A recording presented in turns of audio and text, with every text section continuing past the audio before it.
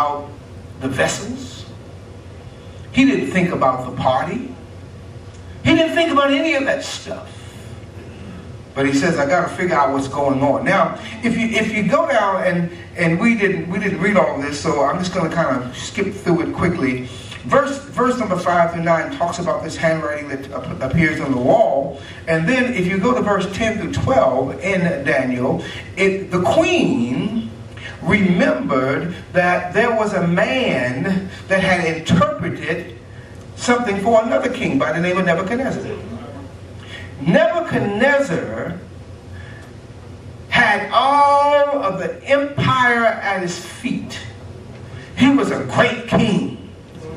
But he forgot who God was. Tell somebody, don't forget God. Oh, y'all not with me. I see I'm going to be here a while. Tell them, don't forget God. You see, when you think I'm somebody, I got the job. I have the education. I've got the money. People got to come see me. They got to bow down to me. When you take God out of the equation, you're in trouble. Nebuchadnezzar had done that. And then somebody came and interpreted to him something was going to happen to him. And then he spent 7 years like a piece of cattle. He was eating the dirt. Fingernails long. Here's a king. Couldn't even get a decent shower. 7 years he lived his life like that. But when he got back to sanity, he remembered who God was. You know what? I don't want God to put me through 7 years of none of that kind of stuff.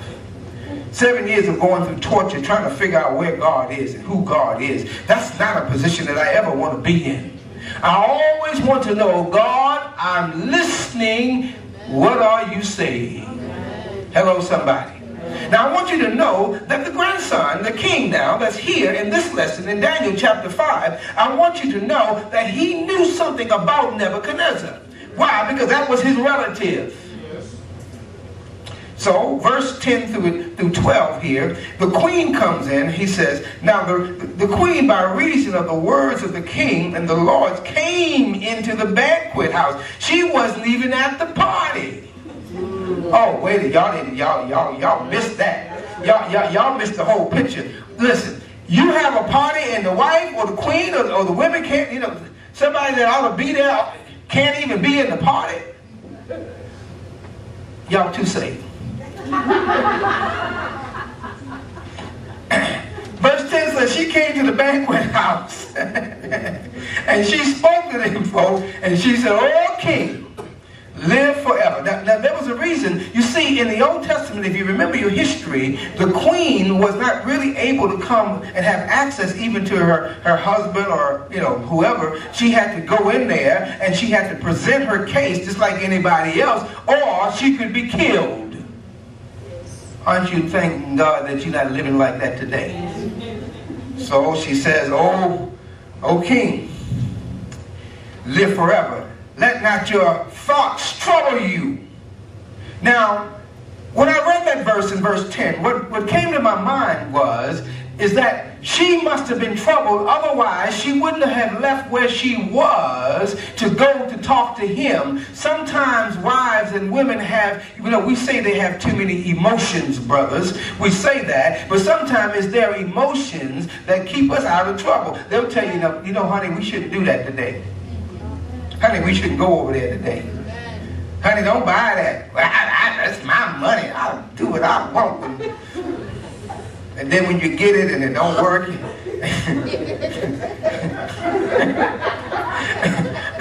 and she's nice. She said, "Well, honey, what's wrong with it?" It's got a few problems, and maybe I can take it back for you. Some of y'all been there. Y'all don't have to say nothing. That's all right. I'm just gonna move right along because I may be in trouble in here. Let not your thoughts trouble you, nor your countenance be changed. Now, here's a problem I want you to see, because we're dealing with the problem now. The thing that I want you to see, the 1,000 people that he invited to the party can see his face raging. You can't even hide it.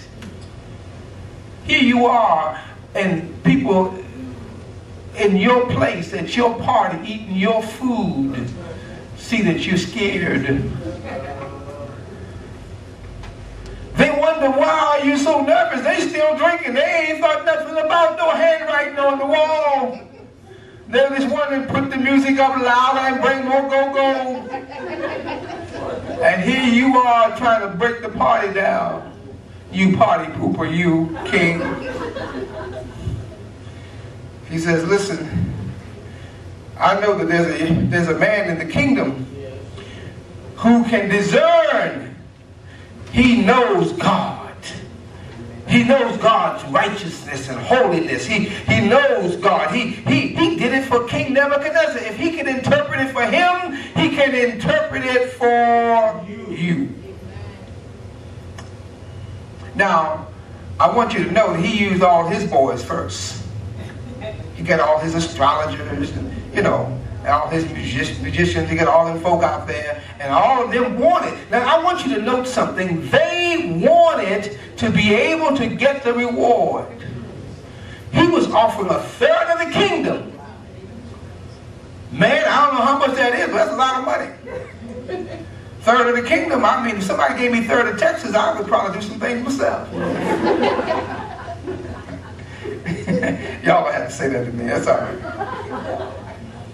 So we find out that eventually these people could not interpret anything for this particular king. And here we are. We have this problem now. We have this problem. And the first thing I want you to know, that when you have and look at the problem dealt with what he had touched. Tell folk, watch what you touch. Watch what you touch. Many people put their hands on things. I'm not even going to talk about our gentleman, our Christian brother from Florida. I'm not even going to mention him today. Oh, I'm sorry. I don't know whether he was drinking or not, but anyhow, let me go on. Number two, he was engaged, and when they would have these parties, not only was there drinking, but they had orgies. They just had a great time. And this is why the people didn't refuse coming to the party. And they mocked God. He was mocking, when he took these chalices, he was mocking God. He was mocking the deity of God. He was mocking the law of God. And by doing what he did, he placed himself in trouble. God's items are to be honored and to be praised and not to be used by infidels. He brought profanity to the use of God's instruments. And he changed the worship of what they were supposed to be used for, and he got them into idol worship. So God reacted. That's point number two. Suddenly, we have the occurrence, the handwriting on the wall. Suddenly it appears. Here's the etching in the plastic of the wall, something that has never been done before. He has never seen it. No one else has ever seen it. And then number three, we find out, he's got to find out what's going on. Somebody, will you come by and help me? So we find that the queen came in and helped him out. Now, as we go on, and I'm almost through, we're going to find that Daniel's going to come on the scene. And Daniel has the ability to interpret. But I want to let you know something. Daniel rebukes the king first. Y'all didn't get that? See, the problem is, some people think preachers ought to just come and just help folk out of jams. Oh yeah, they do. Well, is there a word from the Lord? Yeah, I got 66 books worth of word. Which one do you want? What chapter do you want? Do you want one verse? Do you want to give you 10 verses? What word do you want? There is a word. Well, what does he say? I said, well, what do you need? What are you going to do? What are you planning on doing?